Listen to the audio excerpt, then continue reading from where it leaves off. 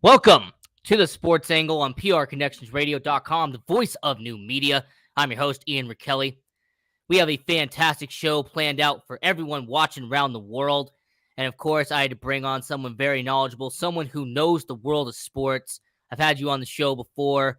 I always like having you on. Dennis Holmes from the IgnorantThinkers podcast. Welcome back to the show. How's it going, my friend? Thank you, man. Happy holidays to everybody that's watching. Happy holidays to everybody that'll catch this later. But thank you for having me on, Ian Rickelli, Las Vegas Media. Las Vegas, the sports entertainment capital of the world, the sports betting capital of the world, whatever the heck you want to call it, capital of the world. Now, getting into the NFL Week 12, before we get to the games that haven't happened yet, we got to jump back for a second because we had a trio of games happen on Thanksgiving. So let's get into that for just a little bit. So you had the Buffalo Bills, Detroit Lions to kick it off. And, what's going on with the Buffalo Bills? They don't look dominant. I mean, they've been winning games, but they don't look dominant. You know what? A lot of people sleep on Detroit. Detroit has played 8 playoff teams this season. You know what I mean? Playoff potential teams. Let me say that. Playoff potential. They played about 8 of them. So you keep sleeping on Detroit. I picked Detroit to win the division. I look like I'm wrong, but I'm still at the greasy spoon, drinking my drink. Still at the greasy spoon, drinking my drink. Pass, right? Still got my bus pass somewhere. It was a hell of a night last night. The resiliency of Detroit is one aspect I won't take away. I mean, Detroit almost had that game won. Yeah, they sure did, and it's like Buffalo to lose the game at the end. That's just like them. But you know what? They did what they had to do. They took a hell of a loss this week too because Von Miller, I think, is out indefinitely. That's a major loss. That's definitely a major loss because that's the piece that they're supposed to be carrying to the postseason to get them the sacks they need to get to Patty Mahomes. So hopefully everything else works out. Now, is Buffalo still the favorite in the AFC, or do you think Kansas City has eclipsed them at this point? Right now, it's Kansas City. The team I'm most scared of in the AFC is the Miami Dolphins. That's the team that I'm most scared of in the AFC. I'll give Kansas City their props, but the Miami Dolphins are the most scariest team in the AFC. They might be the scariest team in the NFL. Man, I want you to preach that all the way here to Las Vegas because I had a conversation earlier. I'm going to keep their name out of it. And I was saying I won't be surprised if Miami makes it to the Super Bowl with how explosive their offense is. I will not be surprised. And their defense is playing good, too. Yeah, defense doing well. Tua being MVP candidate, which I don't think anyone expected earlier in the year. No. It was an if on Tua. If he going to be okay, if he was going to be good, if he could do it, if he's the guy. That was all ifs, you know what I mean?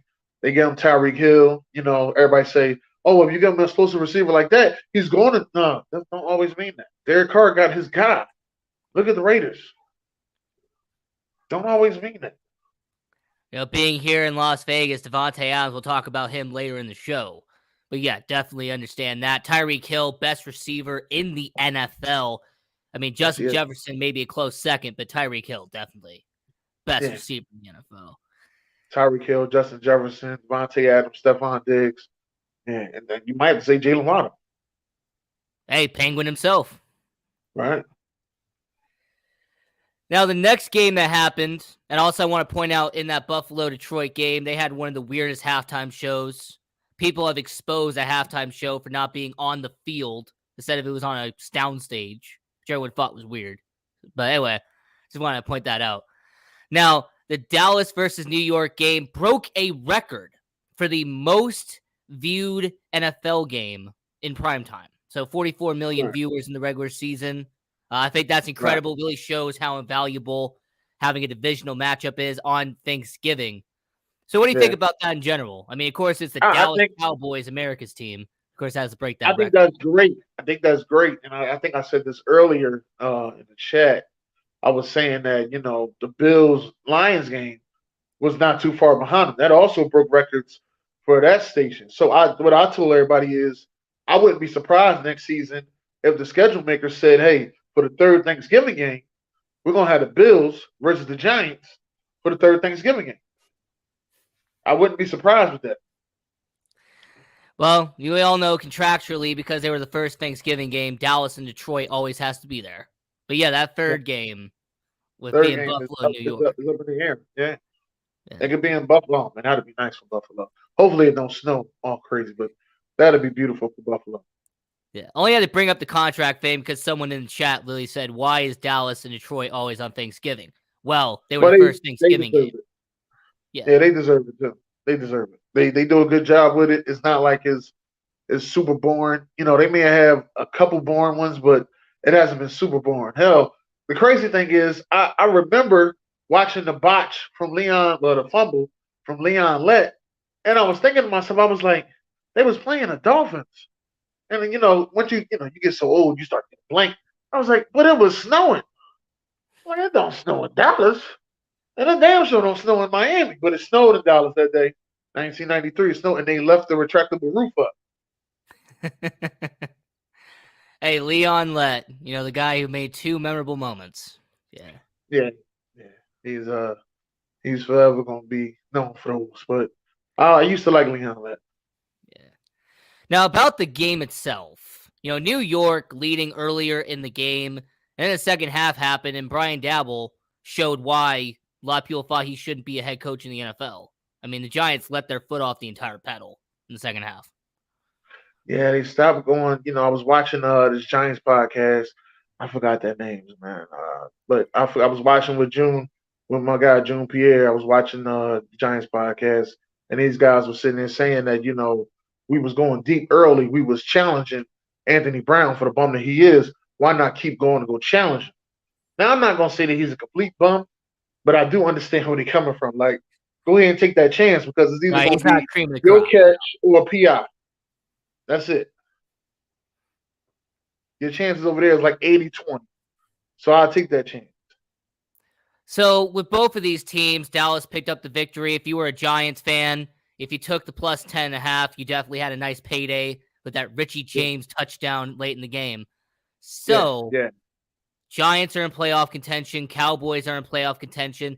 Even the Commanders, who we'll talk about later in the show, they're in playoff contention. Could the NFC East have 4 teams in the playoffs? Is that possible? It could possibly happen, man. I mean, the South is terrible. The North is scattered. And then you got the AFC West, which is either between the Seahawks or the 49ers. You know what I mean? That's just what it is. The rest of those teams just as they self out. But, I mean, we'll get into a little bit of that later, too. Yeah, we'll get into that later. And as an Eagles fan, since I'm going to give context, you are the Eagles fan here. Watching that Giants versus Cowboys game, were you watching closely, considering those are 2 divisional rivals? Yeah, I was watching closely because one of the things that I paid attention to in that game is like CeeDee Lamb likes to hand fight with one hand and make the one hand grab with the other hand. So if he hand fight, he think he get the PI and then make the one hand grab instead of putting 2 hands up to ensure the grab. He'll hand fight to try to get the PI. Like I think that costs him at sometimes. You know what I mean? It costs him at sometimes, but it looked like he relies on that too much. Do you think he's a legit number 1 receiver, CeeDee Lamb? I think he's getting it. Saying legit is like guaranteed. He's the number 1. He's going to get the ball. He's going to do his thing. It's not always guaranteed like that. Well, I've always said that to me there's 9 receivers that I feel like are legit number 1, where like it's undisputed. They're the best receiver on their team. Where I feel like there's probably about 14 teams where it's kind of split in the middle, where you could kind of make an argument for one or the number 2 being number 1. But back to the original conversation. Before we move over to the last game on Thanksgiving, there was the Odell Beckham question. Not only was this brought up countless times on the telecast, however, there's also been all these reports and all these surfacing and everything going on about OBJ going to the Cowboys. You think this is legit or you think it's cap? I think that it may happen. I'm not going to say with cap. I think that it may happen, but I do also think that if I'm OBJ, I would make more money if I stayed out because he's looking for a long-term contract. That's the whole thing. He's looking for a long-term contract. So if you're looking for a long-term contract, nobody's going to give you that halfway during the season. No. That's what I think. Now, it may happen. Somebody may give him 4 years. You know what I mean? Maybe the Giants. They may get desperate enough. I can't say yes, I can't say no. The only thing that I can say is you're going to be the hottest free agent next season. Fully healthy, ready to go, looking good. You're going to get top dollar. You're gonna at least get at the least 25 million a year. That's at the least. That's a lot of He's going money. to get it. He's going to get it. As we were talking NFL, we're talking NFL Week 12 here on Sports Angle on PRConnectionRadio.com, the voice of new media. I'm your host, Ian Rakelli. We're here with Dennis Holmes for IgnorantThinkers podcast. 10 minutes in, doing a lot of great content here. But what were you saying? I said it might be your Chicago Bears. It just might. It just might be your Chicago Bears. That's all I was thinking. Somebody said in the chat, why wouldn't OBJ go back to the Giants? Be a New York Giant. I think he's in conversation with him, but I don't think they're speaking his language. That's what I think the problem is. I think he's in conversation with him, but I don't think that he's speaking their language. Like I said, he want that 4 years. He want that guaranteed money. You know what I mean? He felt as though he did enough. He didn't like the way things went in Cleveland. He went over there to LA. Then he got a hit on he got injured on a non-contact injury. And those, some of those things you sit and you look at and you're like, he's kind of injured a lot, but the guy's explosive when he plays. Just give him the ball. Well, yeah, it was those first 3 years. He was incredible. I mean, nobody could take away, 2014, 2015, 2016. He was one of the best receivers in the NFL. Yeah. Right. I agree with you on that. And lastly, on Twitter, go to our Twitter at the Sports Angle or at Sports Angle on PR. Somebody said, how about his Philadelphia Eagles adding another receiver for Jalen Hurts? No, I'm cool. I like what we got. I'm cool. I ain't trying to spend no more money. Listen, we're gonna ride what we got. And it's gonna go where it's gonna go. That's how I feel about it. I'm cool. Alrighty, there you go. And then the last Thanksgiving game, you had the New England Patriots, Minnesota Vikings, the high-scoring game of last night. And talking about New England versus Minnesota, the one notable part that everyone talked about was the post-game where Bill Belichick and Adam Thielen kind of bumped into each other. It was a very interesting situation because back 4 years ago, Adam Thielen and Bill Belichick were yelling at each other on the sidelines. So, do you think that Bill Belichick and Adam Thielen, do you think they're going to exchange Christmas gifts, considering, all the interactions they've had over the last couple of years? No, I don't think so at all. But I wouldn't be surprised if it did happen, but I don't think so. You know what I mean? I don't think Bill Belichick sends Christmas gifts out to anybody. Hell, it's hard to see Bill Belichick smile. It surprised me when he went to the costume party that Randy Moss had when he went skating. I said, what the hell? He was out there skating. Yeah. Apparently, all you need to do to make Bill Belichick smile is talk about the Boston Red Sox. There was that one press conference where someone started talking about baseball and he started smiling. So, yeah, future notice, that's apparently all you got to do to make Bill Belichick happy. Yeah, but focusing on the game itself, Mac Jones, he really did not look like a franchise quarterback. And I've been saying this for the longest time. I don't believe Mac Jones is a franchise quarterback. And Bailey Zappi, Bailey Zappi, a rookie. Yeah. He got sparks. Mac Jones got sparks. I'm not saying he's a franchise quarterback. I'm just saying he got sparks. Now, Bailey Zappi, on the other hand, is a guy that, you may take a chance and build around. Somebody may take a chance. I don't know. You never know what may happen. But Bailey Zappi is really a gunslinger. He may not be a franchise quarterback, but he may be a good bridge guy. Yeah. And then with those Minnesota Vikings, 8-2 on the year, having an incredible season so far, leading the NFC North by a couple of games. Is Minnesota a team you have to worry about in the Super Bowl, or is it some other team in the NFC that you can just overlook them and say, no, they're the odds-on favorite? They have a chance. I can't say no to that. They have a chance. Kirk Cousins won his first primetime game. Not his first, but he won a primetime game. So we have to clap that up. Go Kirk Cousins. You know what I mean?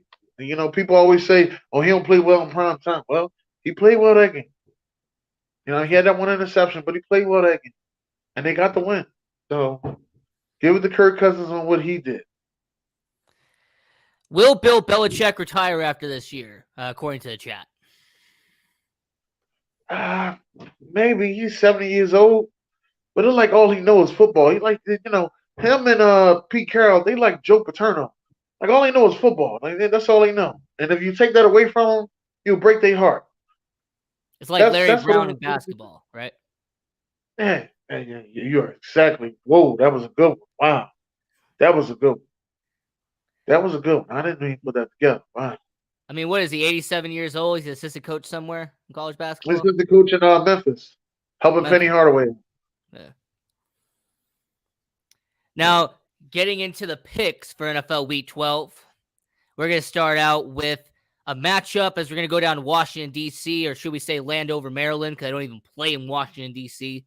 You have the Atlanta Falcons taking on the Washington Commanders. Now, according to FanDuel, the Washington Commanders, 4-point favorite in this matchup. Washington trying to compete for a playoff spot. Atlanta Falcons trying to win the NFC South, trying to beat Tampa Bay for first place in the division. So, is it Ron Thomas's team? Are they going to pick up the victory? Or is the Landover Commanders going to pick up the victory? Commodores. It should be the Commodores. This is playoff atmosphere-ish right here. So it should be the Commodores. Now they're missing a couple people. I think Holcomb is not playing, and also one of the corners that I like on their team, St. Jude or St. Jude. I know I'm saying his name wrong, but Yeah. I like this guy. This guy plays hard every play from what I've been seeing. Let me just say that. What I've been seeing, he plays hard every play. This is a guy I would take a chance on and like try to see if I can get them away from them for like a fourth round pick or so. Maybe, whatever. So, going to go with the Washington Commanders. So, I'll actually say they're going to win it by a touchdown. So, give me the Commanders to win by a touchdown. Now, one storyline that this game's going to have is about the backup quarterbacks. The Atlanta Falcons, the rookie Desmond Ridder, he is going to be right behind Marcus Mariota. Really hasn't played at all in 2022. And then on the Washington side, your former quarterback, Carson Wentz, he's been activated. He's going to be the backup behind Taylor Heineke. So I would rather see Big Face Sam. If Sam it came Howell. to that, I would rather see Big Face Sam. That's what I call him, Big Face Sam. I would rather see Big Face Sam. And for Washington, you need to know exactly what you're getting out of these quarterbacks because you can't go quarterback shopping the wrong way. Will Carson Wentz ever play in Washington again, or is he done?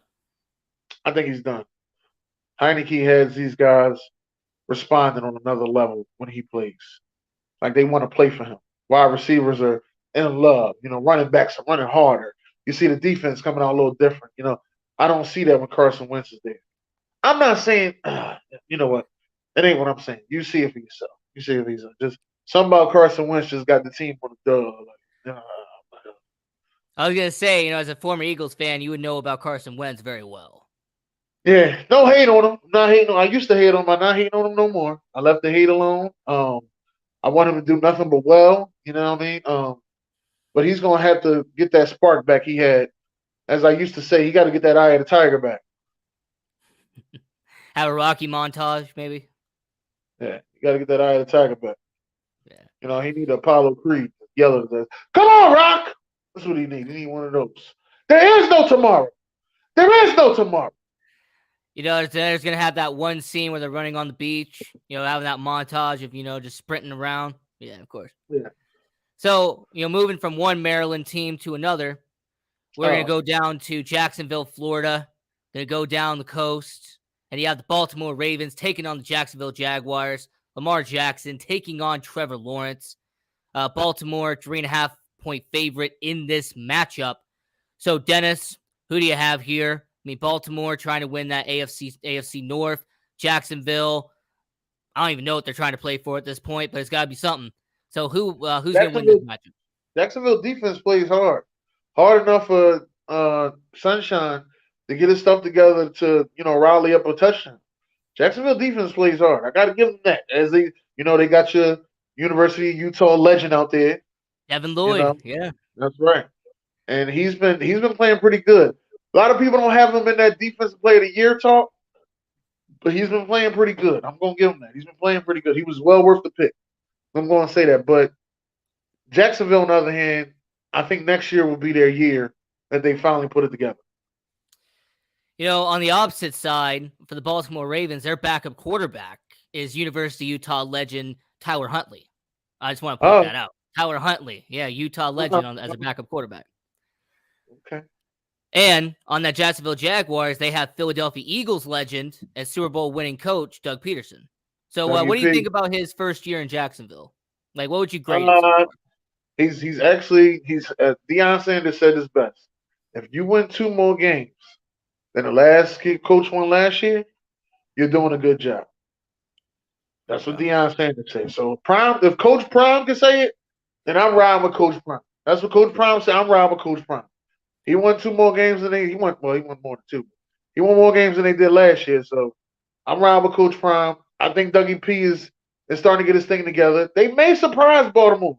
They may feed him some food from that arena has been cited for 129 violations. They may give it to Lamar. His stomach may hurt. You never know what may happen. So who do you have in this game? Can you go with Baltimore or Jacksonville? I'm gonna go Baltimore. I ain't gonna do it. I'm gonna go Baltimore. Right. I can see Sam Sports now, like in my inbox. You pick what? Well, for this show, I'm actually going to pick the Jacksonville Jaguars plus 3.5. Baltimore, they could win by a field goal. I end up winning. The Jaguars could pull off an upset at home and win this game. I win. So give me the Jacksonville Jaguars plus 3.5. And you know what? Trevor Lawrence, I still think he's a bust. But you know what? He's done better than year 1. So I'll give him his props there. Yes, he did. You are right about that. He has done better. You can see where sometimes he struggles with those throws. Then the next week he comes out, he's sharp. So I'm going to have to say that because at one point when he was in London, I was like, man, he can't make the basic timing route right. Like he's struggling. But then the next week he came out, he was sharp. So I was like, you can see improvement. Someone in the chat saying exactly how I feel. Lawrence is a real bust and needs to go home and find another career. Well, he won't find another career. If Jacksonville let him go, there would be somebody that would sign him and give him a second chance. He wouldn't just be one and done. The Jets. Yeah. And speaking of, we're going to go down we're going to go 2 states up, and we have the Denver Broncos country, let's ride, taking on the Carolina Panthers. You got Sam Darnold, former first-round pick, taking on Russell Wilson. And Denver, 1.5-point favorite according to FanDuel.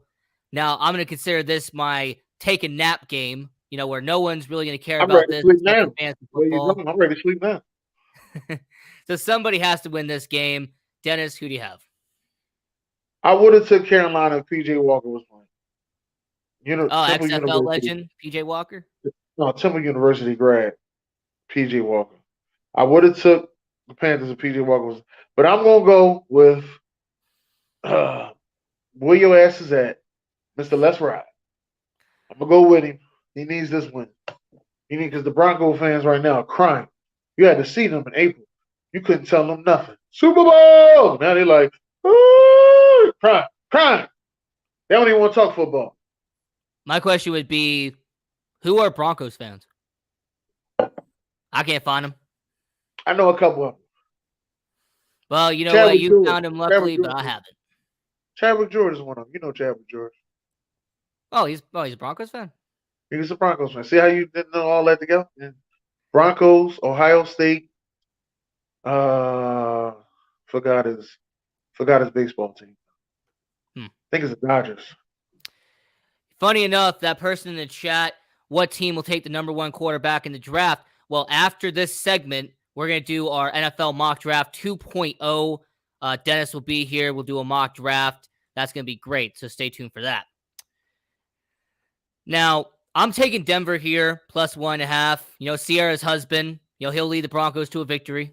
He'll be able to lead that team to get a W. So, no, I'll say Denver Broncos plus 1.5. As we are doing our NFL Week 12 discussion here on the Sports Angle on PRConnectionsRadio.com, the voice of new media. I'm your host, Ian Rickelli. We're here with Dennis Holmes from the IgnorantThinkers podcast. And it is time to now talk about my favorite team, talk about the Chicago Bears. We're going to fly up from North Carolina. We're going to go up to New Jersey because I don't play in New York, and that is the New York Jets. So Jets, according to FanDuel, 6-point favorite in this matchup. So Dennis, you got Mike White, the legend Mike White, as quarterback for the New York Jets. You got Justin Fields with a separated shoulder being with the Chicago Bears. So who do you got in this matchup? Bears, Jets, what you got? Bears got to win this one. Justin Fields has been playing his ass off for about a month and a half. Bears, you have to do something to win this game. Now, Mike White, the change to Mike White, if it was Zach Wilson, I would 100% put $100 on the Bears. But they put Mike White in it. Mike White is a sneaky walking flocker, boy. Kicked me out of my survival pool last year with the game he had. But so you'll put $2 down then? Instead of $100, you put $2? Probably won't bet at all. Oh, okay. Probably won't bet at all. I just go I'm going with the Bears. The cover for 6? No, it ain't gonna be a cover for 6. The Jets gonna win that on a cover, but the Bears will win the game. Let me say that. So I'm actually gonna take the New Jersey Jets -6. I see this being a touchdown game. And actually, I'm gonna call it how it is. And if this happens on the show when we're doing the show on Sunday and we're doing all that, I will say this: the Jets will win with 10 seconds left. There will be a touchdown in the back of the end zone. The Jets will win with 10 seconds left. That's how it's gonna happen. As a Bears fan, that's what's gonna happen. It'll be in the back of the end zone. Could be Elijah Moore, could be Garrett Wilson, whoever it is, but it's gonna be in the back of the end zone. 10 seconds left. And the Jets will win by a touchdown. I've been a Bears fan long enough. I know how this works. Yeah, that's why I don't overlook nobody. But yeah, you're right. I don't overlook nobody. Jets are on a winning streak, and with Fields out, the Bears are going to struggle badly. Now, I don't think that Fields is 100% out, but I think that he will not be 100%.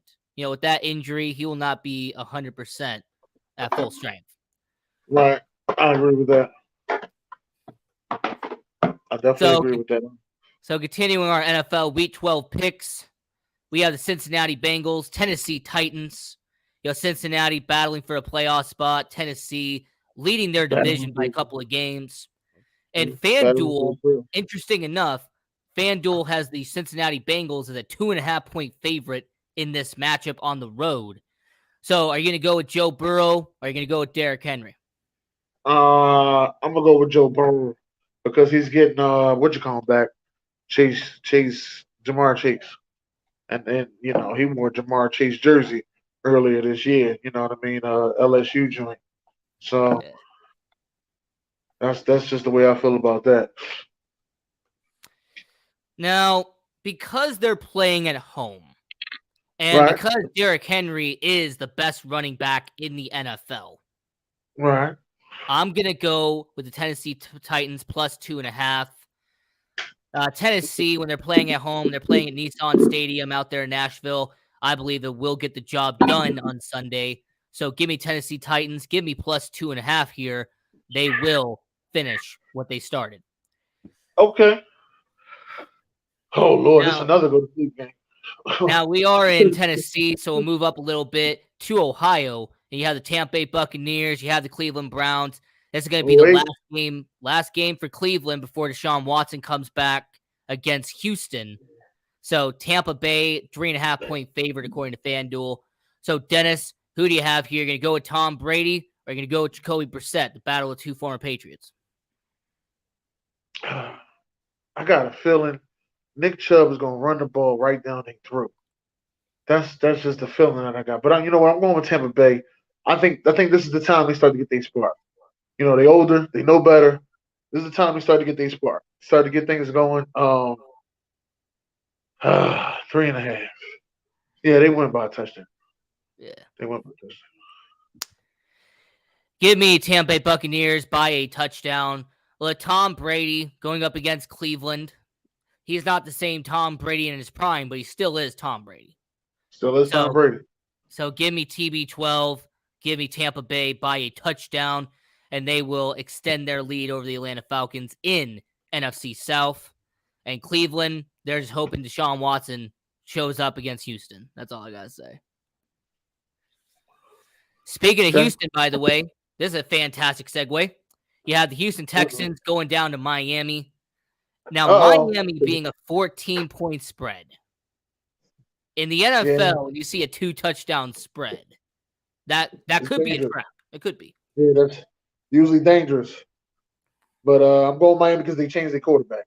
Houston changed their quarterback, so I think Miami wins by 21. I'm going to say Miami by 17. I'm going to take Miami by 17. Okay. All right. Now, speaking of the Miami Dolphins, the whole situation with Tua and everything, do you think that it's possible he wins MVP this year in the NFL? He should. He should. The way he's playing, he should win MVP. There's nothing that should stop him from winning MVP. And for the Houston Texans, who are going to have the number 1 pick next year, well, how closely do you think they're watching Bryce Young right now, who is the projected number 1 pick? Well, I think they got their hands all in on Bryce Young. I think they'll do the walkthrough for C.J. Stroud, but I think they're all in on Bryce Young because they also have Michi over there. So, the trend going on now is put the college player with the college player. You know what I mean? So, if I'm Houston, I'm going for Bryce Young. Bryce Young this year looks bad, but he really has no weapons besides Gibbs. And with Houston, I'm going to say I think it really comes down to the month or two before the NFL draft. Because we have watched enough NFL drafts to know that month before, so many things change. So right. I'll say, just wait a month and we'll see what happens. So we have been in the South. We have been in the Northeast this entire time. Now it's time to get over to the West Coast, come over here, the West side. So you have the LA Chargers taking on the Arizona Cardinals at State Farm Stadium out there in Glendale. Chargers are a field goal favorite according to FanDuel.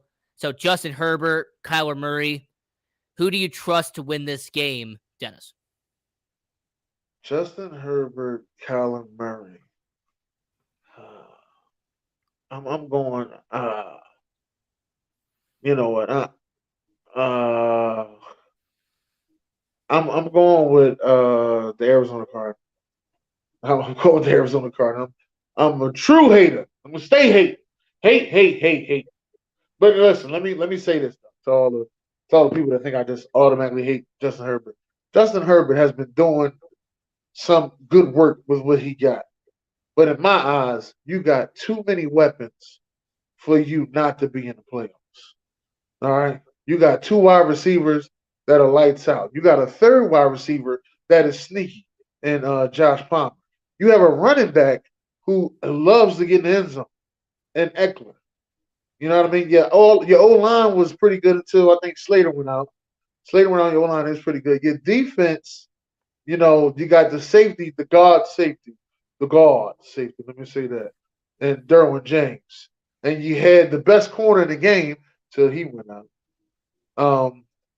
And, you got Khalil Mack over there who still has a spark in him. He still has a spark. It's not a consistent spark. It's more so like that. It's more so like that Dodge Charger. Remember how everybody wanted that Dodge Charger, and now Dodge Charger you barely see on the street. But every once in a while, you'll hear it, right?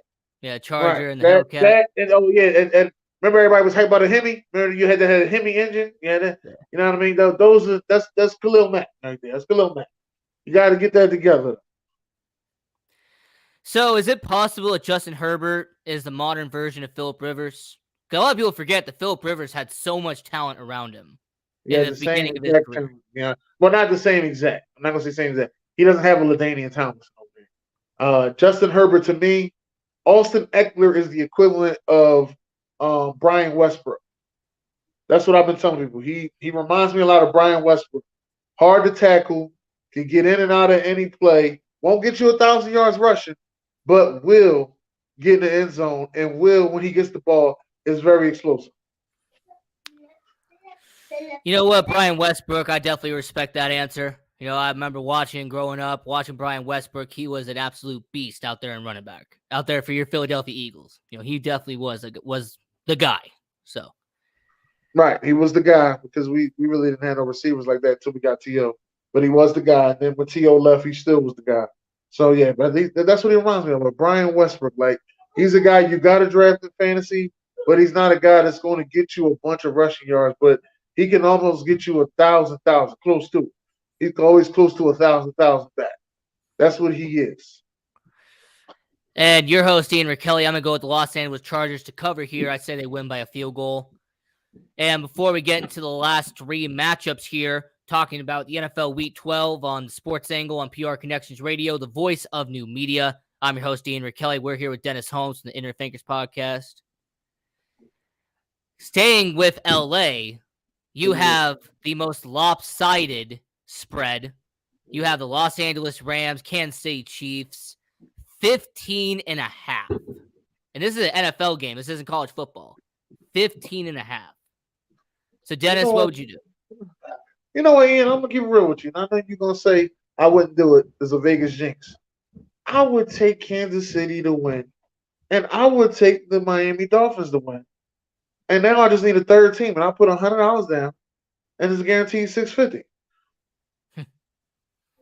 There you go. I would do it. I just need to know what the third team is. That's all I need. But you're going to let me know in a minute. You're going to let me know. I'll most definitely let you know. It probably would be the 49ers game if I had to speculate real quick. But Here's the thing. Because this spread is so big, like it's the biggest spread out of them all, right. I could see this being what the Eagles and Texans game was a couple weeks ago, where the spread was nearly double digits and the Texans managed to lose by 11. You know, that situation where the Eagles dominated, right? But they didn't cover the spread. So for that reason, give me the Rams plus 15.5. You know, Chiefs could win by 2 touchdowns for all I care. But I don't see the Chiefs winning by 2.5 touchdowns. I don't see them winning by 2 touchdowns and a field goal, more or less. So give me the Rams. 20. Give me plus 15.5. I see them win about 20. Where's the game at? The game is in Kansas City. It's at Arrowhead. Oh, yeah. 21. 21. What did he say? What did the rapper say? 21. 21 Savage, 21. Oh, 21 Savage, Drake. Yeah, all that. Yeah. 21. Yeah. One of the best British rappers of all time. 21. Yeah. 21. Yeah. So speaking of Las Vegas, we might as well go here. You have the Las Vegas Raiders. They're going down to Seattle. Shout out to my family, by the way, out in Seattle. I love y'all. So Seahawks, 3.5-point favorite in this matchup. You got Geno Smith, the MVP candidate. Geno Smith. That's right. Kenneth Walker, the Rookie of the Year front runner at running back. And shout out to Sharon Mullen, by the way. I have to shout her out here. Michigan State Spartan, Kenneth Walker. Kenneth Walker, that's right. Smart dog, so, as she was saying. Who do you have here? You're going to go with the Las Vegas Raiders? You're going to make the people here in Las Vegas happy? Or are you going to go with Seattle? You're going to go with the team leading the NFC West?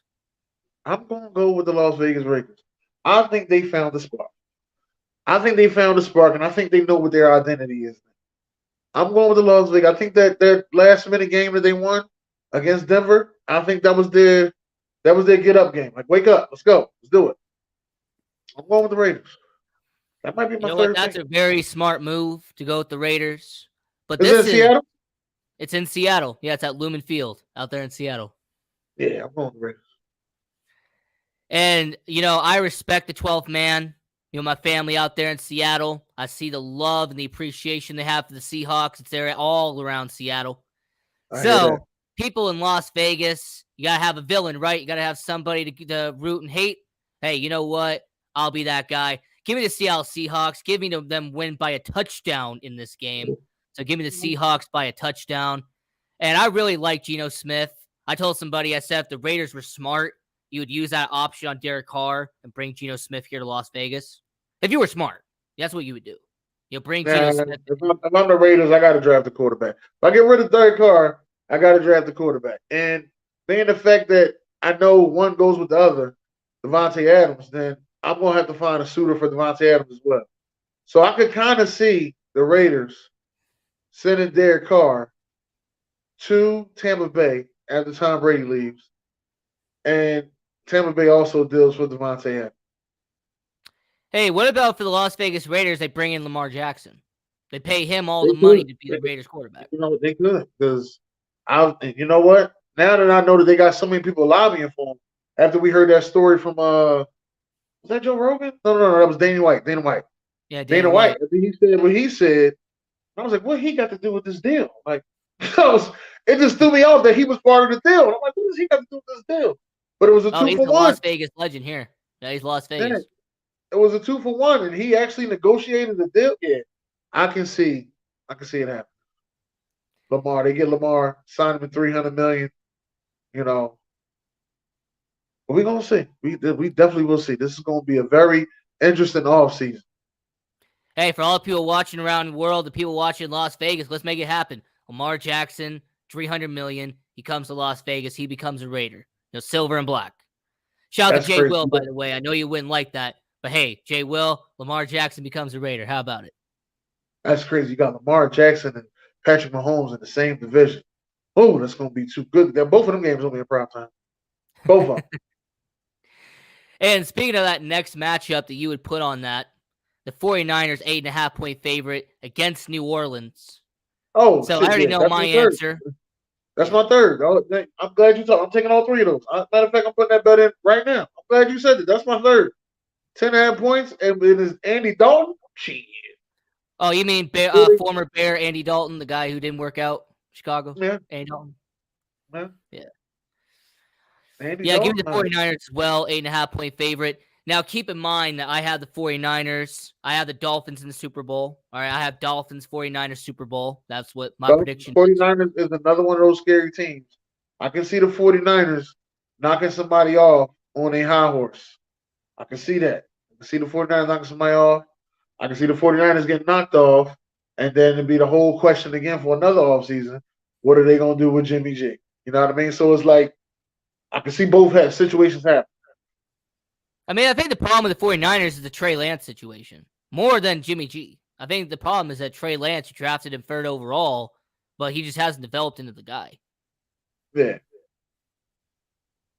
Yeah, I agree. So as we are talking about the NFL Week 12 here on the Sports Angle on PR Connections Radio, the voice of new media, I'm your host, Ian Rickelli. We're here with Dennis Holmes from the Ignorant Thinkers podcast. Now, the last two matchups to discuss, Sunday Night Football. And Dennis, I think I know what your answer is going to be, but let's just talk it out. Let's analyze it. You have Aaron Rodgers, Green Bay, going down to Philadelphia, not going to Veterans Stadium, but going to Lincoln Financial. And you have the Eagles, 6.5-point favorite. Dennis, Eagles fan in the room. What do you got? I think Green Bay makes the spread, but the Eagles win the game.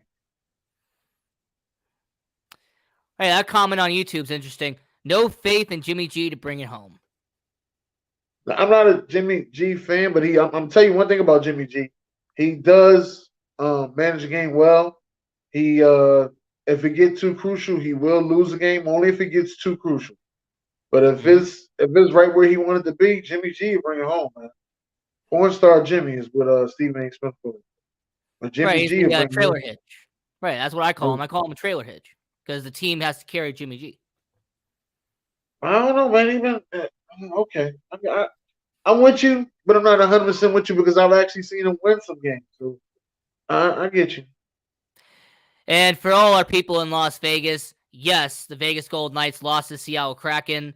If anybody didn't know, hockey and football, Seattle and Las Vegas taking on each other at the same time this weekend. So just wanted to bring that up for all the people watching around the world. That is cool. Now, I'm going to agree with you that I have the Eagles winning, but where we differ is that I'm going to take the Eagles plus a touchdown. So I'm going to take the Eagles to win by a touchdown. I would love for it to be A.J. Brown for my fantasy team. A.J. Brown would definitely help me out in that department. Yeah. Rasul Douglas, who used to play for the Eagles, now is on the Green Bay Packers. He's actually from Jersey.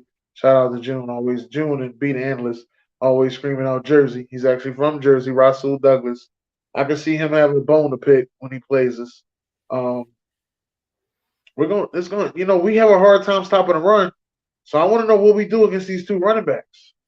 Well, the Packers don't really use them that effectively, though. Like they going through this game. If you really think about it, they don't use a lot of them at all. They don't. They going to in this game. So. And the last matchup for our Week 12 picks, the Monday Night Football, Pittsburgh Steelers, Indianapolis Colts. Colts according to FanDuel, 2.5-point favorite here. So who do you got in this matchup, Dennis? You're going to go with Pittsburgh and Sharon Mullen? You're going to go with the Indianapolis Colts and Jeff Saturday? Who you got? I'm going with Jeff Saturday, man. I'm riding with him, man. It's unfortunate that a lot of people are upset that he ain't got no experience in his coaching, but I've always liked Jeff Saturday, and obviously the owner likes him, and that's how he got his job. Hopefully I get a job like that. Praying. I need one of those jobs like that, where I can just come in and be a leader of men. And, he knows football. I'm not going to disrespect him. He knows football, but he has no coaching experience, but he's getting it now. So, and I want him to go ahead and it's going to look bad for Mike Tomlin, though. It's going to look bad. You lost to a guy who was on the couch last month. It's going to look bad for you, Clay. It's going to look bad. But you know what, Mike Tomlin? I think you need to rebuild that team. You got a guy in T.J. Watt who's lights out. Minka Fitzpatrick is also, he can be lights out. Sometimes he's the best. He can be lights out, but y'all need to draft y'all a good corner. I need y'all a good corner in there to help out Minka. And once y'all get that good corner, y'all all right. Linebackers, y'all are linebacker you. I'm tired of y'all getting linebackers. Y'all, it's like the linebackers from Penn State and y'all linebackers are all at the same place, learning how to be a linebacker. Why the fuck can't the linebackers in Philly learn some shit like that? I'm just upset. Just upset, Ian. Just upset that we don't got linebackers. People up the middle, though. I'm gonna give you credit because you do need a linebacker on that end. We need a linebacker that can make a play in the backfield. You don't have that.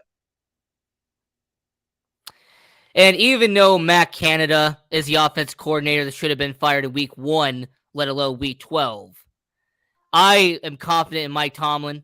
And considering that the Pittsburgh Steelers do have some players on defense, give me the Steelers here plus 2.5. I would be surprised if the Steelers don't do a touchdown for an interception return for a touchdown, considering the Pittsburgh Steelers and what they do. So give me the Steelers, give me plus 2.5. Now, you mentioned Jeff Saturday. You mentioned that the Colts are going to have a new coach next year. They have to bring somebody new in. Well, there's been all these reports. They might. If he go out there and make the playoffs, if he makes the playoffs, there's a conversation to have. So the opposite question would be, what about Mike Tomlin? After all, he's been with the Steelers for 15 years. No, he's been the head of the ship. I've been watching the Steelers for a long time. I remember when Bill Cowher was there and they kept losing in the playoffs, and people was calling for Bill Cowher's head, and it was like, "Oh man, Bill Cowher is a bad coach. He can't get us over the hump. Can't get us over the hump." Then they went and got rid of Cordell Stewart and put Tommy Maddox in. Tommy Maddox couldn't do it, and then next thing you know, they drafted Big Ben Roethlisberger, and he had the opportunity, and he didn't do it his rookie year. But the next year he came back, and Jerome Bettis turned back the clock and was running like a man possessed. And they went from I'll bring it up for you. Brian Urlacher, trucking over Brian Urlacher. Yeah, that's always up, man. Every time I see that, I'll be like, I'm not that mad at Brian Urlacher. Man, he went against a Hall of Famer, but damn, it did look bad. It was in the snow. And I like when Brian Urlacher came out in the snow. He ain't got no sleeves on or nothing. Like everybody else had on sleeves. He got no sleeves on. He's just out there. And I was like, oh! You know what I mean? Man, I miss that type of football. I don't get that all the time, man. I miss that type of football, man. It was if you get if you get any amount of snow, it's over 6 feet. They move you to Detroit. So, well, that was 66 inches. I don't know if I remember any snow being 66 inches. I mean, one time they canceled our game because we had too much snow, and then our governor Ed Rendell was saying something. So now he had season tickets, and everybody knew his seats. They put a pile of snow in his seats where he sit at. The fans piled up a pile of snow in his seats where he sit at. It was crazy. We played the Minnesota Vikings. I think it was a couple days later. I don't know exactly what day it was. Don't quote me on that. But Minnesota beat us with a wide receiver playing quarterback. Well, he was a quarterback at first, then he turned into a wide receiver. Joe Webb. Joe Webb, exactly. Yeah. Joe Webb beat us. June Pierre, by the way, he's in the chat. What up, June? What up, June Jersey? And I want to say thank you, by the way. I took the Giants plus 10, and they won, and they lost by 8. So I want to give a shout out to June, by the way. I knew they was going to score that last minute touchdown. Now, like I said, I went with the Steelers in that matchup, and Mike Tomlin. I think he'll stay around. To me, I think it's ridiculous. People want him fired after really the one bad season he's had in 15 years. They say the same thing about. They said the same thing about Bill Cowher. They said the same exact thing about Bill Cowher. Everything that you're hearing about Mike Tomlin, you heard the same exact thing about Bill Cowher. This is no different to me. And I remember it. And I was like, damn, they gonna fire the chin? I said, they ain't gonna fire the chin. I will point out, by the way, with the Indianapolis Colts, if there's this guy in San Francisco, DeMeco Ryans, you would know him, DeMeco Ryans. He deserves a head coaching job. I believe so. I don't think he'll get it. I think he should. I think that he deserves to be a head coach somewhere in the NFL. He does, but I don't think he gets it. Yeah. I don't think he gets it. I think Deuce Staley deserves a head coaching job, but I don't think he gets it. Eric Bieniemy, we're gonna say that every year for the next. We've been saying every year for the last Andy Reid to retire. If you want my opinion, I think he's waiting for Andy Reid to retire. Yeah. Who's another guy that I think deserves a head coaching? Brian Flores. No. I think he needs to sit back and learn from his mistakes. I don't think he needs a head coach. I think he needs to sit back and learn from his mistakes. Not hating on him. I think he needs to sit back and learn from his mistakes. Hey, what about Leslie Frazier? I mean, with what you've been doing with Buffalo, defensive coordinator. Because he went to Minnesota and they act like they gave him the world at Minnesota. They didn't give him the world. Just gave him Adrian Peterson and Tyree Jackson. Is it Tyree Jackson? Tyree Jackson? Mm-hmm. Rest in peace to him. I know he passed away. Yeah. Yeah. Rest in peace to Tavares Jackson. Rest in peace to him. Someone on Twitter, once again, you can engage in the show, #SportsAngle, said, why do you keep mentioning former Bears players? Well, maybe. Here's a shocker. I'm a Bears fan. I think Mike Singletary deserves a head coaching job, but they won't give it to him. I think what's my guy? He's almost 80 years old. I know they're not gonna give it to him. But he was a defensive coordinator for the Rams, and he was head coach of the Dallas Cowboys. And he coached the Bills back in the day. Oh, Wade Phillips? Wade Phillips. Yeah. It's another guy. I think Rex Ryan deserves another job. I think Rex Ryan now, with the way this offense is designed, the way he does defense, and the way he recycles old players, because if Rex Ryan was around, and Ndamukong Suh and Linval Joseph would have been picked up during the offseason. He would have got both of them. They wouldn't have been sitting around. He got both of them. He would have had them in his lineup. He takes old players and gives them spark. Another guy that does that is Mike Zimmer. Mike Zimmer takes old players and gives them a spark. You're absolutely right, 100%. Also, people saying, what about Jared Mayo? He's the defensive coordinator, I think, out there in New England. I think he's the main guy defensively. I'd like to see him get opportunity. Yeah. They're trying to give both of my offensive defensive coordinators opportunity. I don't think they deserve it, but they're going to give it to them. Yeah, we'll definitely have to see there. But yeah, so that was our NFL Week 12 picks here on the Sports Angle on PRConnectionsRadio.com, the voice of new media. I'm your host, Ian Rickelli. We're here with Dennis Holmes from the IgnorantThinkers podcast. So it is now time to do our 2023 NFL Mock Draft 2.0, of course, with Dennis and myself.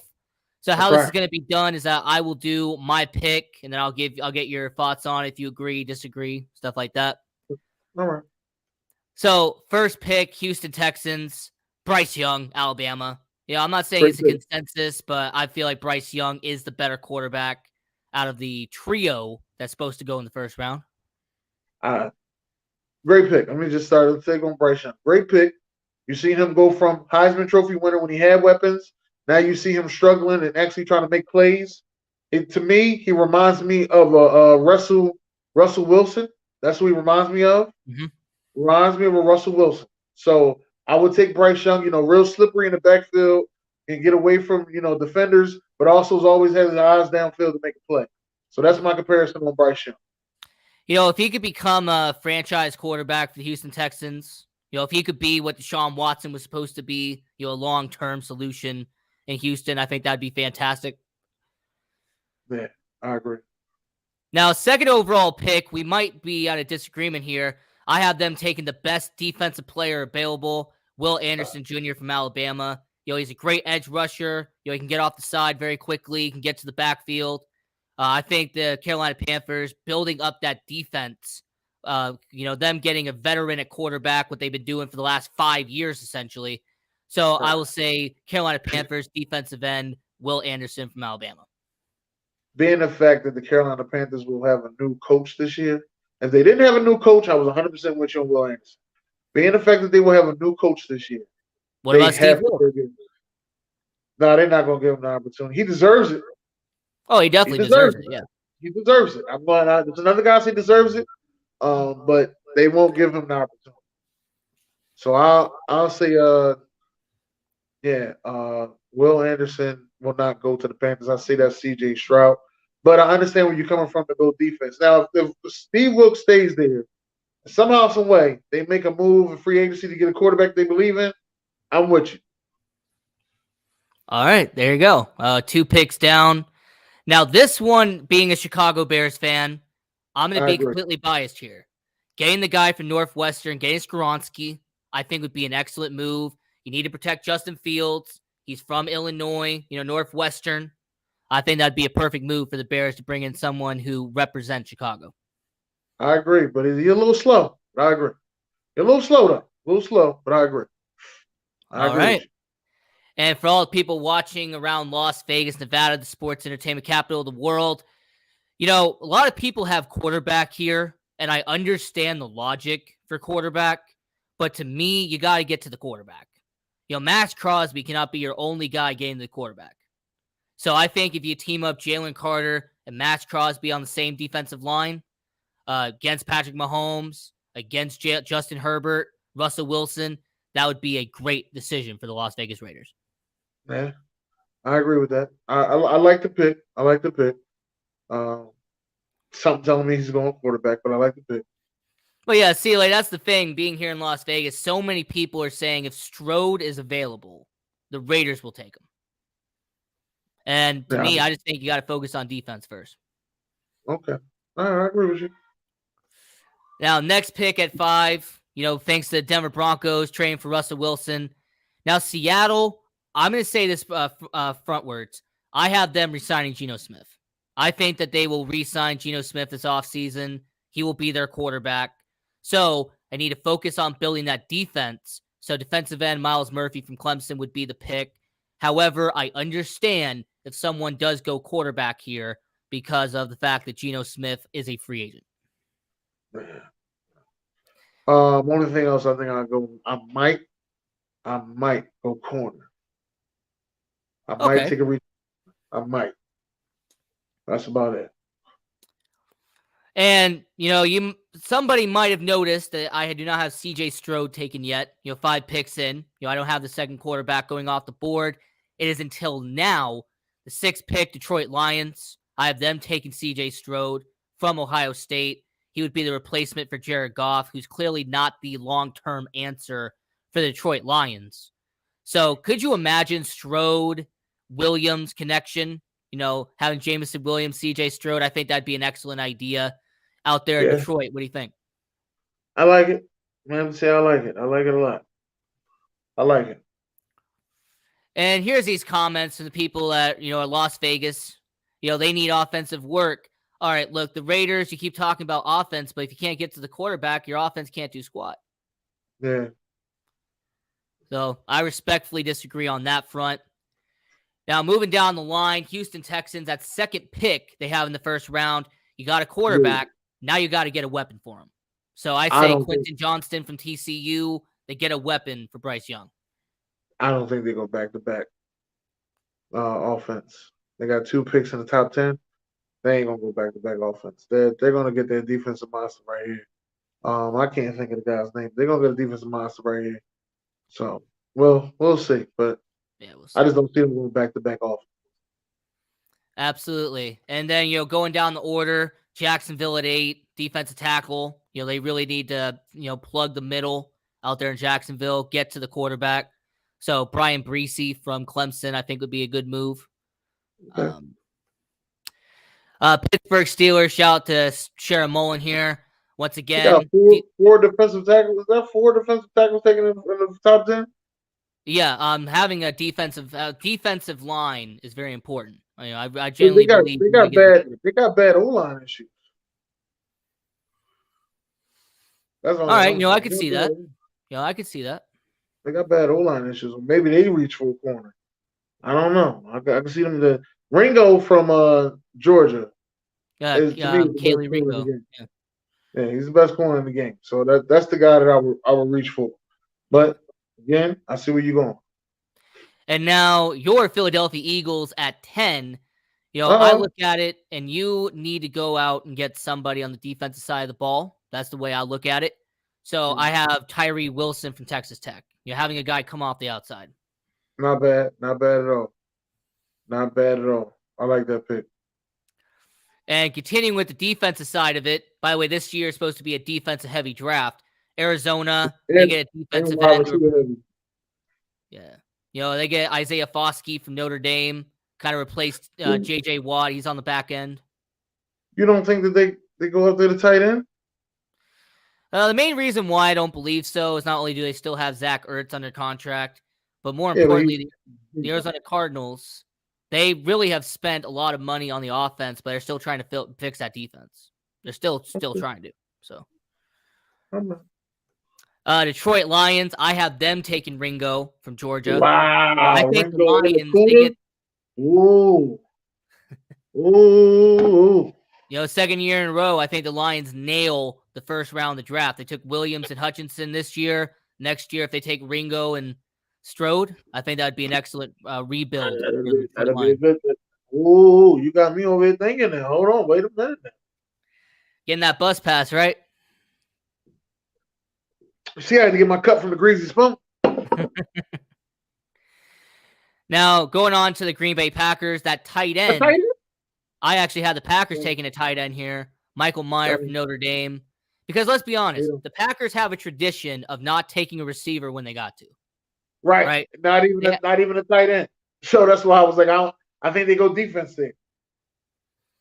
It's a possibility. They could. Yeah, I actually they might go get a corner. I think they go defense there. I think they wait to the second round and then they go get the tight end. I think he'll stick around to the second round. But he's first round talent. Oh, he most definitely is first round talent. He comes from the tight end University of Notre Dame. Shout out to Cole Kmet in Chicago, by the way.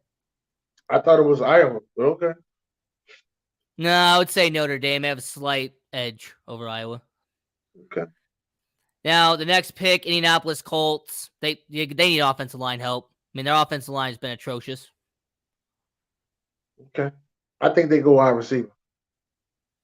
I mean, you have Campbell, you got Pittman, you got all those guys there out there in Indianapolis. Yeah, but they ain't gonna do what who's the next wide receiver to go?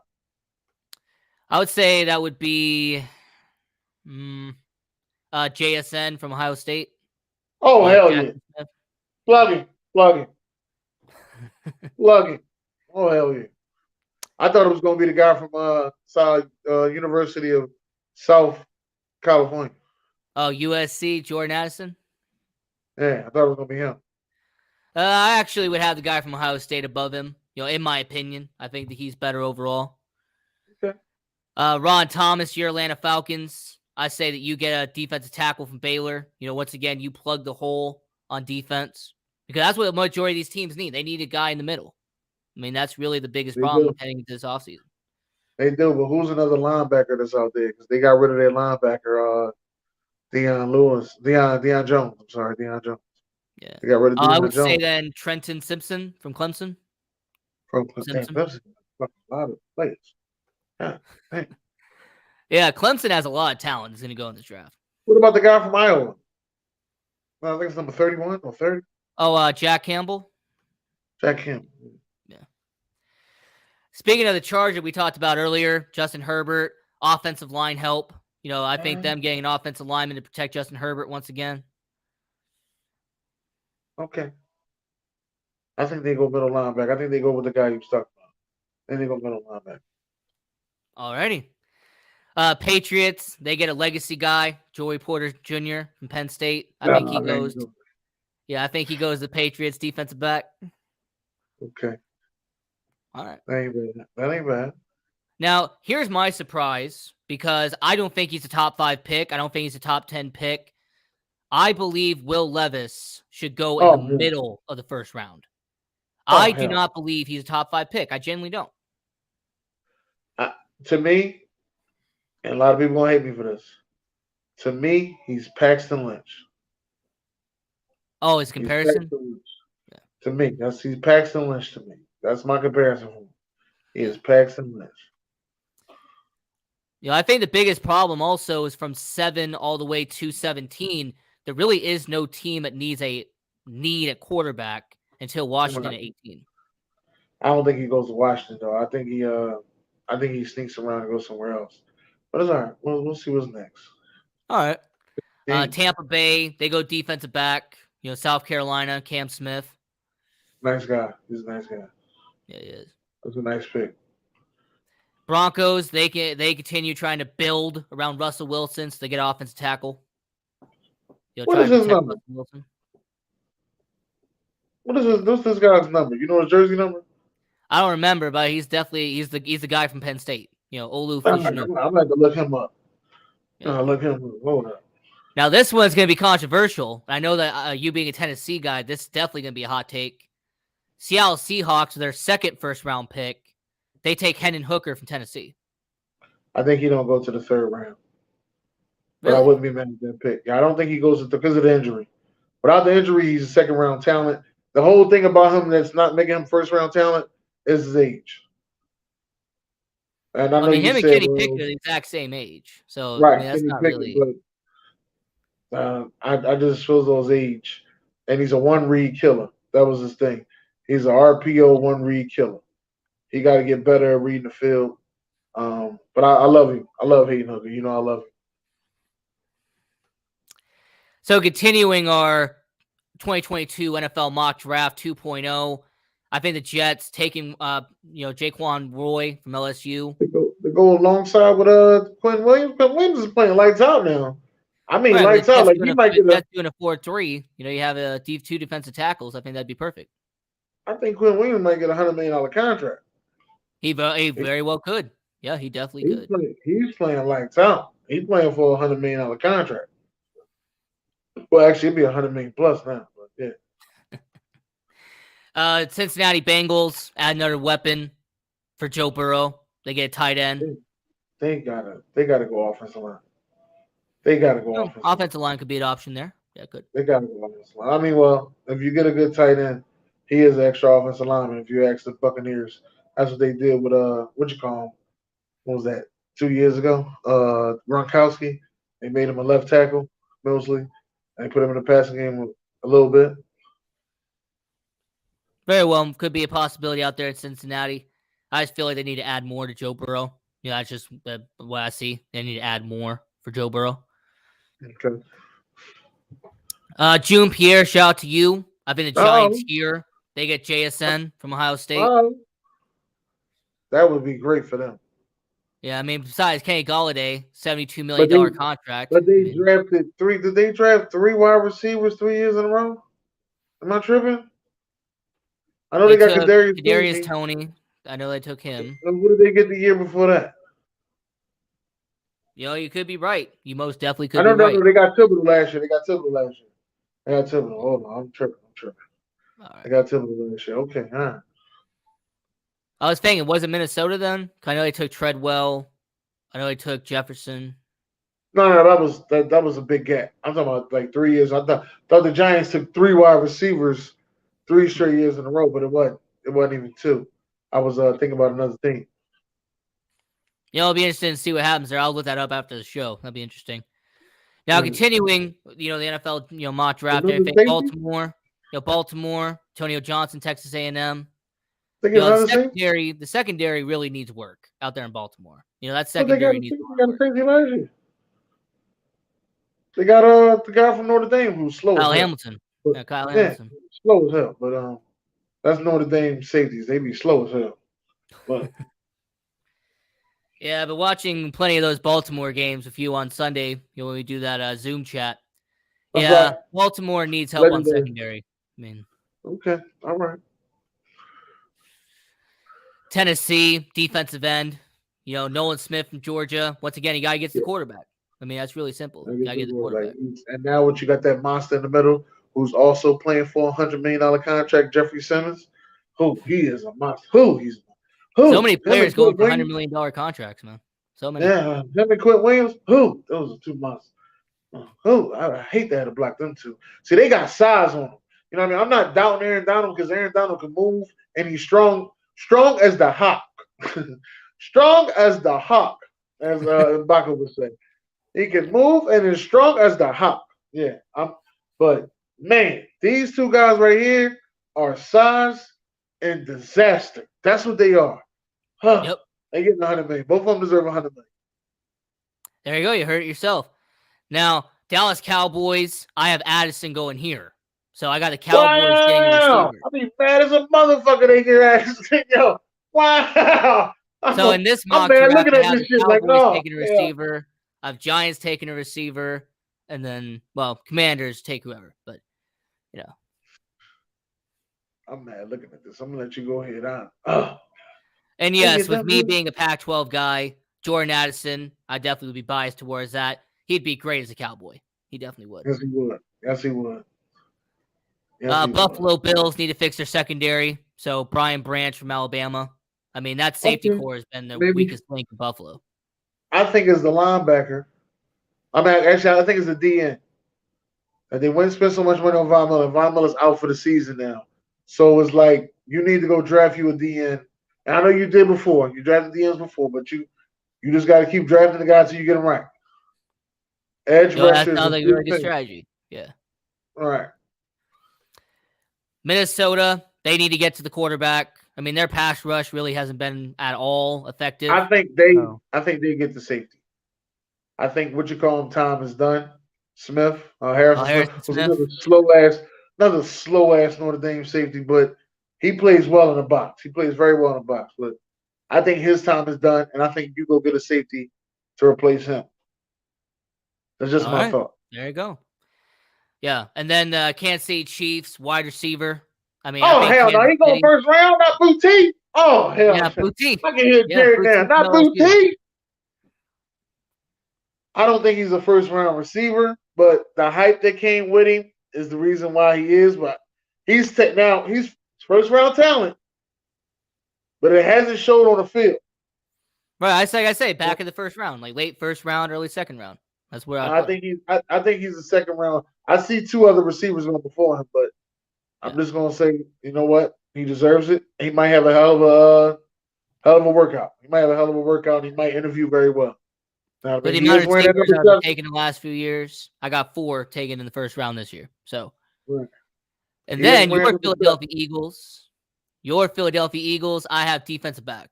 I think you guys need to get defensive back, beef up that secondary a little bit. What's the linebacker available? Second round. I have him going second round. Who is it? Well, there's Noah Sewell. There's Jack Campbell. There's plenty of linebackers that will go in. Noah Sewell play for? Noah Sewell's from Oregon. He's the younger brother of Penei Sewell. I don't know about that. Usually brothers don't work out. I don't know. I'll wait to see. We got time. Not bad with your draft. I like your mock draft. Not bad at all. We got time. Yeah, we definitely got time. We'll see what happens. As long as you're Philadelphia Eagles, according to this, they win the Super Bowl. Chiefs versus the Eagles in the Super Bowl. So. Well, it's 32 picks, ain't it? No, Miami Dolphins, they have their pick taken away because of the Brian Flores thing. The whole first round pick was taken away. I forgot. I'm sorry. I forgot. Yeah, Stephen Ross and the whole tampering and, everything.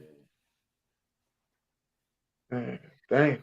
Well, but I will say this mock draft here, according to it, the Bills take on the Chiefs in the AFC Championship game, the Chiefs winning, and the Eagles take on the Vikings with the Eagles winning. So, man. We'll see how it goes. Man. Yeah, we'll definitely see how it goes. But yeah, so according to that, your Philadelphia Eagles are the 2022 Super Bowl champions. All right. Well, let's talk about something else. Talk about something else. That jinx my team. Chicago Bears win the championship, ladies and gentlemen. Don't y'all forget that. Okay. If they win the Tank Bowl in 2022, I'm fine with that. Okay. So, continuing with the rest of the show here on the Sports Angle on PRConnectionsRadio.com, the voice of new media. I'm your host, Dean Kelly. We're here with Dennis Holmes from the Ignorant Thinkers podcast. Could the Detroit Lions be a playoff contender next year? Do they really have the talent to go out and be a playoff contender? Next year, most definitely. They will have the talent. They will have the draft stock. The next year, I agree, they will be a playoff. I'm rooting for them to be a playoff team next year. This year, they had their opportunities. They couldn't close games out late. You know what I mean? That's what will happen this year. Next year, I think they learn. I think they become, a top team in the NFC. Yeah, I'm saying it. This is just my thoughts. As you can see, they play very hard. The defense is just lacking from time to time, and I think Aaron Ross will fix that over the season. Hopefully, they don't fire him. So, what's really holding them back? Because every single year you overlook and you think about certain things. Aaron Glenn, I think he's a really good defensive coordinator. I like the head coach, Dan Campbell. So, what's really holding back the Lions? Is there a certain position? Is it a category? What's really holding back? They got to get better at stopping teams from scoring defensively. And I think Aaron Glenn is doing what he can do, but he needs more talent out there. Your number one guy, Jeff Okudah, is not playing every game, and he's supposed to be lights out. Although your other number one guy, Hutchinson, is playing lights out. Like he playing like he want to win Defensive Rookie of the Year. He's playing lights out. Most likely. Yeah, he's playing lights out. So those are some of the things that you think about. Too many teams can pass them. They can't run on them. If you're a team that comes in that runs the ball, you will have a hard time beating Detroit. But if you can pass the ball very well, you can beat them. And they still take you to the wire. Look at Buffalo. Buffalo was making fun of the Eagles like, oh, you only beat Detroit by 3 points. Hold up, play. I did the same thing. I did the same thing. Yeah, that's karma right there. Yeah. Right. There's no difference. Just saying. I also will mention their rookie class has done exceptionally well. Kirby Joseph, Malcolm Rodriguez, and Aiden Hutchinson. Yeah. Yeah, I agree. And if Jamal Williams, well, was it Jameson Williamson? Jameson Williams from Alabama. Yeah. Jameson Williamson comes in and does anything of a spark, yeah, they have a way to go, man. They have a way to go. Jared Goff needs all the help he can get because he's another one of those guys that's like, what's my man's name, man? Plays for San Fran right now. Jimmy Garoppolo. Jimmy Garoppolo. He's in that same category. To me, once again, I consider those guys trailer hitches because do they carry the team or does the team carry them? And to me, the team carries them. So, but they make sparks though. God, I can't hate. They make sparks. They make plays. They got sparks and plays with them. But the team carries them. There you go. With Jared Goff, he's not a bad quarterback by any means. He's not a bad quarterback. But to me, I just don't think he's a franchise quarterback. So if you get C.J. Stroud, for example, if you did get C.J. Stroud from Ohio State, I think he would be your instant franchise quarterback. I don't think you start on week 1. I think you bridge it out. But I don't think you could pass up on C.J. Stroud. I don't think it's something that you can say, let me draft somebody. No, it's nothing that you can pass up. I'm draft C.J. Stroud. I'm going to have him learn the offense for a year. Next year, he's going to take over like on a Patrick Mahomes type thing. There you go. And with Dan Campbell, do you think that he is going to be coming back next year? Or will they move on like Detroit normally does? I hope they don't move on, man. Give him another chance. Give that guy another chance, man. He was fighting, man. After all, it's the same team to let go of Jim Caldwell after a winning season. So right. I know they got the big thing up there to say grit. He was fighting, man. He's putting it together.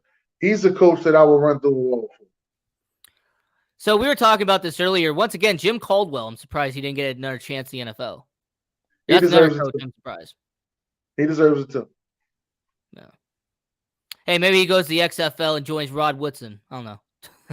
Nah, I think he just need to wait his turn out and go back to the NFL. Oh, speaking of the XFL, by the way, since we are in Las Vegas, Nevada, the Vegas Vipers of the XFL, the brand new team joining the XFL. So I just wanted to put that out there for all the people who are in Las Vegas. Next year, Vegas Vipers. So definitely want to bring that up. Okay. Are you going to be watching the XFL, by the way? Like when it does come back? I watched it the last time. Watched it last time. It was actually pretty good. And I watched the was that USFL? USFL. Uh, Reggie Howard. Reggie Howard's a guy I interviewed. It's actually one of my first interviews on podcasting. Thanks to Chadwick George. Reggie Howard. He's a guy who went out there and became first team all defense on the USFL. So at the defensive tackle position. Just to let you know what I mean? There's some stars out there. As you can see, was it Turpin or Turkin? He went now. He's returning punts and stuff for the Cowboys. Too much speed. You got to listen. It's talent out there. Watch football, ladies and gentlemen. Watch football. It's talent out there. It's similar to the Canadian Football League. There's a quarterback for the BC Lions. You got to try out in the NFL because of how well he did in the CFL. So good for him. And to kind of segue, we have about 10 minutes left here on Sports Angle on PureConnectionsRadio.com, the voice of new media. Now, when we've been talking about head coaches, which NFL head coach do you think will be fired next? Which coach do you speculate will be the next coach fired? Cliff Kingsbury. Be one. What's the one for the LA Chargers? Brandon Staley. He's another one. I think that's about it. I don't think the Raiders coach gets fired, and I don't think the Dolphins coach gets fired. But they might. I don't know. The Dolphins went under new management, so that ain't really their coach. So they might fire him. I don't know. Never know. Well, to me, the two that I have, unfortunately, Lovie Smith. Even though I love Lovie Smith, a Chicago Bears fan. Man. As Not a Bears fan, and as a Bears fan, as a University of Illinois fan, because he went to both of them, right. I'm always going to be a fan of Lovie Smith. But let's be honest, when your team is 1-8, they're not really going to bring you back. So I think that Lovie Smith, his tenure will be over in Houston. But they ain't give him nothing. It was still they didn't give Steve Wilkes anything in Arizona. They let him go too. So no, they gave him a quarterback. They gave him what's his name? They drafted first round, and he was terrible. I mean, even Steve Wilkes has come out and even said that Arizona pretty much left him out to dry. I mean, that was 1 year, and then they pretty much tossed him aside. Right, because they wanted Cliff Kingsbury. Now they realize they made a mistake. So to me, that's the first one is Lovie Smith, unfortunately, with the Houston Texans, and the second one is going to be Nathaniel Hackett. The Denver Broncos, Nathaniel Hackett, he's got to go. Okay. Because you already paid Russell all that money, so you stuck with Russell. So you need to hire somebody else that can help fix that offense. Okay. Now, before the season, I would have said Ron Rivera. Once again, former Bears player, Bears legend Ron Rivera. But considering how well Washington's doing, I think he's safer now. I still see him getting the boot. Because they're about to be in the new management as well. Now, when you're talking about, head coaches, is there any coach in the NFL that you think could retire this offseason? So the opposite of being fired, obviously just retiring. I think Pete Carroll and what's my man's name? Bill Belichick should retire. They're both 70 years old, but I think that they love football so much they're not going nowhere. Like that's just their love. They love football so much they're not going nowhere. And if you get, like I said, if you get rid of them, it'd be the equivalent of what happened to Joe Paterno. Man, he died of a heartbreak. Let me give you one that probably is unexpected. What about John Harbaugh out there in Baltimore? He's been there for 15 years. Maybe. If they win the championship, I see him retiring. Yeah. I mean, Mike Tomlin, he's been around 15 years. I honestly think he would retire as a Steelers head coach. That's his first coaching gig. If he does retire, he's waiting about 2 years and he coming back into the league so he get a different job somewhere that he's better at, somewhere that he knows a lot about and everything, so they can let him be him. If that's the case, I think the Steelers give him everything they need, but you never know what's going on behind the scenes. Now, one question that somebody asked, which is actually an interesting question on Twitter, #SportsAngle. If Bill Belichick retires, would that be just as a head coach, or would he retire as a general manager too? No, I think he goes to the general manager booth. I honestly believe, because of the situation that happened with the Giants, I honestly believe that he goes back to the Giants. I really do, because the fact that he knew that Dabo got the job before anybody else lets me know it's like, oh, okay, this is the guy you wanted. Okay, because you about to go over there. Like that's what that kind of I got that feel. Well, I mean, after all, I mean the whole Bill Parcells tree and everything. So. Right. Somebody asked, what about Andy Reid? Will he finally hang it up and let Eric Bieniemy take over? He should. He should. Shout out to Andy Reid, man. Hell of a coach, man. Hell of a coach, man. They even got him on a State Farm commercial. It's crazy. This is Man, this I is think the bananas. Eagles did him dirty though when they let him go. I know I think they it was a said mutual. I think it fatigue was a mutual kicked in. situation. I don't Like think I he know should that have been people let have go. said the fatigue kicked in, but I feel like they just did him dirty. I don't think he should have been let go, but they felt as though it was time to go in another direction. So that's what it is. It had to be Chip Kelly though, right? Chip Kelly actually, Chip Kelly was like the Donald Trump, of coaching. That's what he was.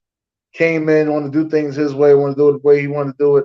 And the Philadelphia Eagles as a franchise and as an ownership said, yo, this is not going to work. Like, we just lost 2 stars.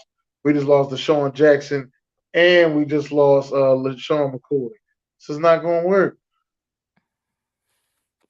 Most definitely. At least you and the weird thing about it, shout out to Ron Thomas, by the way, in the chat. Shout out to Ron Thomas. What up, Ryan? What up, Ryan?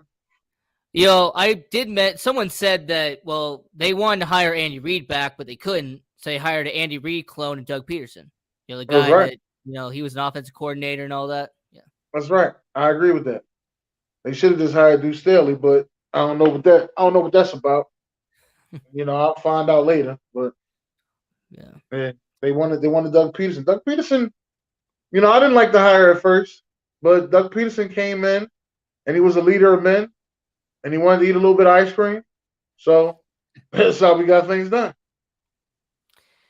And one last head coach we have to talk about, Sean Payton. There's been all the reports and everything that's come around. So let's play matchmaker, if you will. Next year, Sean Payton will be the coach of the Los Angeles Chargers.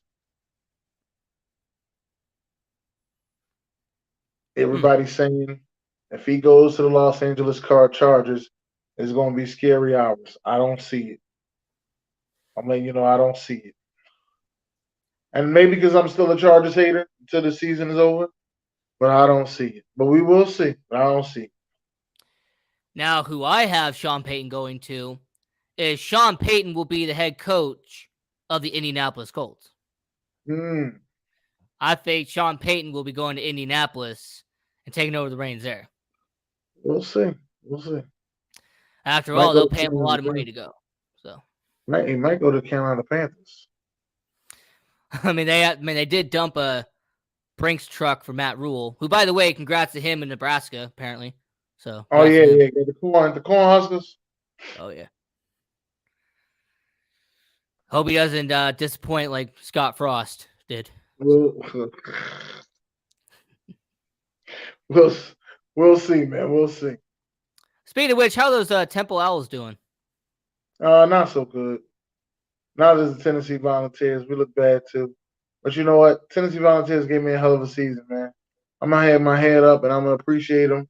Love my Tennessee Volunteers. Still love my Temple Owls. I ain't go to a Temple Owl game this year. I usually go to like 1 or 2 every year. I didn't go to one this year. Yeah. And speaking of that, Tennessee, the current bowl projection is that they go to the Cotton Bowl. So, would you be watching that very closely? Tennessee goes to Cotton Bowl? Most definitely. I watch that just to see them get a win. Yeah. I watch that. And we have about 5 minutes left in the show, so I'm just going to very quickly go over to MLB because there's some important news that came out of the Philadelphia Phillies. Your superstar, Las Vegas-born Bryce Harper, Tommy John surgery. He'll be out. He'll be out until August of next year. That's almost an entire season that he'll be out for. So, how do you think the Phillies are going to do with Bryce Harper, their best player, being out? I think this will be all right. I mean, we ain't start making no noise until about August anyway. So, I can see us being all right. Things happen, you know what I mean? He was out for a while last year, but this season just passed. But When they got Tommy in October, it was Red October. And he's a hell Yeah, of a Red hitter. October. Yeah, former Cubs, by the way, Kyle Schwarber. I mean, you had him on that team, so Right. We still need more pitching. we'll see. You also need a shortstop. I've also been hearing reports that the Phillies are talking to Trey Turner and talking to several shortstops in MLB. So, that could be interesting there. I got a strong feeling we might get Aaron Judge. Not a strong feeling about it. Between Aaron Judge or making a trade for what's the guy from the Angels? Shohei Ohtani? No, Trout. Oh, Mike Trout? Oh, okay. Bringing him back home. Yeah, the guy from New Jersey, right? Yeah. Right. Bringing him back home. Hey, what about Jacob deGrom? You said you need pitching. What about him? DeGrom would be nice. That'd be Philly's perfect because we take a guy from the Mets. That'd be Philly's perfect. That'd be a headline written immediately. Oh man, that'd be good. Shout out to Kings R, by the way. Shout out to Kings R. I would be upset we took the grind. I got the grind. I can see him in the middle of eating a sandwich. Spit the whole thing. I got the grind. Oh man, that'll be good. That'll be good. So we have 90 seconds left here on the Sports Angle on PRConnectionsRadio.com, the voice of new media. Dennis, I appreciate you coming on the show. You're a fantastic guest anytime I bring you on. So, very quickly, tell everybody all the projects you're working on and where they can find you. Hey, man, it's the Ignorant Thinker Podcast. Make sure you look me up on YouTube, Facebook, anywhere. So Instagram, TikTok, anywhere your social media goes, look me up. Ignorant Thinkers Podcast. I always got stuff going on. As of like Saturday morning, 10 a.m. Eastern, we're doing our segment about business where we're interviewing this lady named Go Get a J. On Tuesday, we also have a show every Tuesday at 8 p.m. Eastern. We do our show. And on Wednesday, we have a show every Wednesday, 6 p.m. Eastern. Facebook, YouTube, all that allowed. Please like, share, and subscribe. We love you, baby. Happy holidays to everybody. There you go. You heard him. Now it's Dennis Holmes from the Ignorant Thinkers Podcast. And don't forget to like this show, The Sports Angle on PR Connections Radio, by going to our social media at Sports Angle on PR, or going to Twitter and use the hashtag The Sports Angle to engage in the show. We also have a show here on PR Connections Radio Monday through Friday that I host as well called Vegas Hockey Hub. So if you are a hockey fan, if you love the sport of hockey, so you can watch that Monday through Friday. And for all the content on PR Connections Radio, go to our website, prconnectionsradio.com, to watch all the amazing content that's on here. And shout out to Guy Dawson, the founder of PR Connections Radio. If it wasn't for him, this show wouldn't exist. So until next time, I'm your host, Ian Rickelli. That was Dennis Holmes from the Ignorant Thinkers Podcast. And have a great weekend.